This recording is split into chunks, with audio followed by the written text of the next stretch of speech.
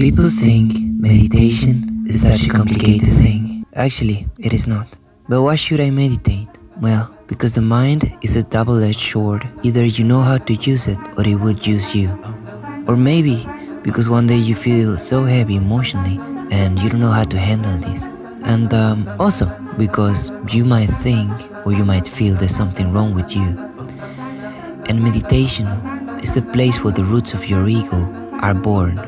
So it is the place that you should be paying attention to. Not the outer world, but the inner world. Now, you might think you know how it's done. Maybe you know, maybe I don't. But I'm going to tell you how it's worked for me so far. Basically, meditation for me is about watching the mind and allowing the thoughts to go through, to see them. They are like clouds in the sky, and I just see them pass through.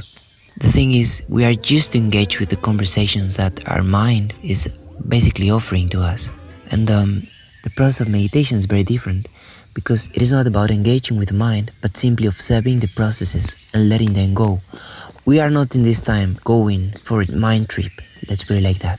This time is just observing and not engaging. Sometimes we will fail and we'll engage in some kind of trip of the past or the future, who knows. But then you can always come back to this simplicity of observation. It will take you a while to understand and practice meditation, but once you know, it'd be like riding a bike. You will never forget. Although I don't see many people riding this kind of bike. But we're freaks.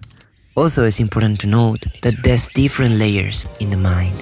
So the obvious layer may be your mind offering to think about something you haven't done.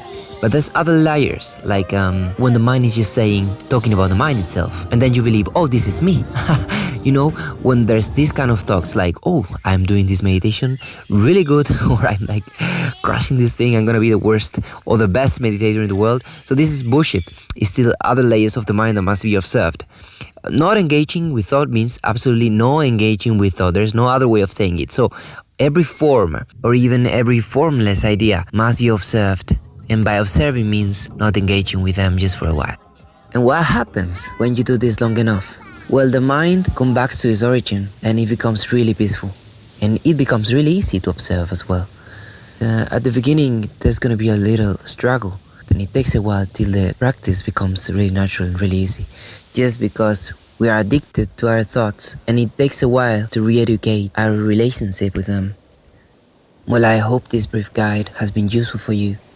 And if you have any doubts, just let me know. Bye-bye.